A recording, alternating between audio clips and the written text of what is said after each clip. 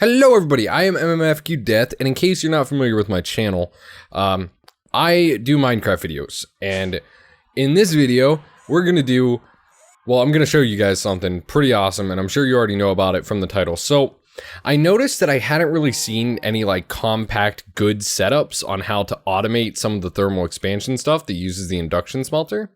And I even like searched for it on Reddit and found a couple systems to do it similar to the one that Direwolf used in his video.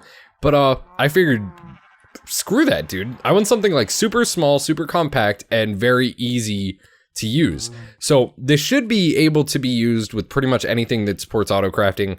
I'm using Applied Energistics because this is my MMFQ craft like server world. But yeah. So basically the Induction Smelter right here, and I'm going to go into a creative world here in a second and show you guys, like, rebuild it for you so you guys have an idea of exactly how it works. But basically what happens is I have the ME interface up here connected to my Applied Energistics network. And then below it, I have a chest.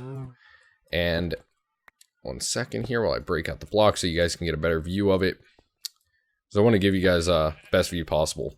So anyway, and right now I'm in bat form, so that's why I'm able to create a fly.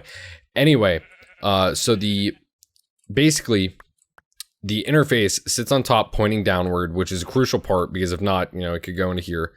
And these don't have to be energized or impulse item ducts, they can just be normal item ducts. But the chest here, I can't open it. It's just an empty wooden chest. Any storage device should work as long as it can hold multiple items.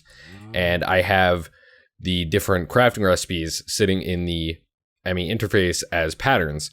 So basically, you craft 2 Enderium with the Pyrotheum and 2 Enderium blend, Electrum with the gold and the silver, Invar with this, and, you know, Hardened Glass, and whatever else that, you know, you need to make in an Induction Smelter.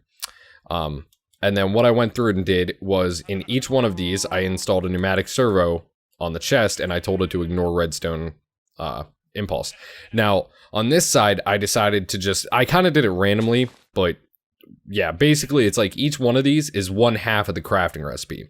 So for like the first one, you needed lead and obsidian dust. I went through and set lead on that side, and then obsidian dust is allowed through on this side. And basically so on and so forth through the other recipes. One goes to one side, one goes to the other. And then in the configuration for the Induction Smelter, I set it so green comes from the left and purple comes from the right, and then it outputs to the top. And basically it outputs into another impulse item duct and back into the ME interface, completing the crafting cycle. So basically, for a good idea on how that works, let me just switch to my wireless terminal.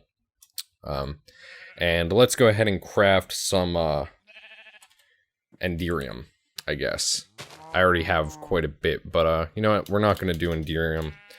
We're gonna do Electrum because I use this stuff constantly. Crafting mode. Now let's go ahead and craft stack of it. Now obviously that'll take a little while, but as you guys can just see, it just shot in here. It put 32 gold and 32 silver in there because it knows it's smart enough that each one makes 2 Electrum. So it's gonna go through that cycle, and every time one of them or 2 of them is made, it's going to shoot up here. I don't know if this actually needs a pneumatic servo. I'm kind of confused on that, but if it doesn't, you might not need one here.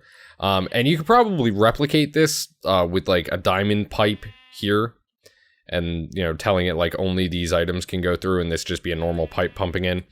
But I prefer the item ducts myself. But yeah, that's basically like the gist of the system. Actually, I don't think I'm going to go into a creative world because this is actually a fairly simple demonstration.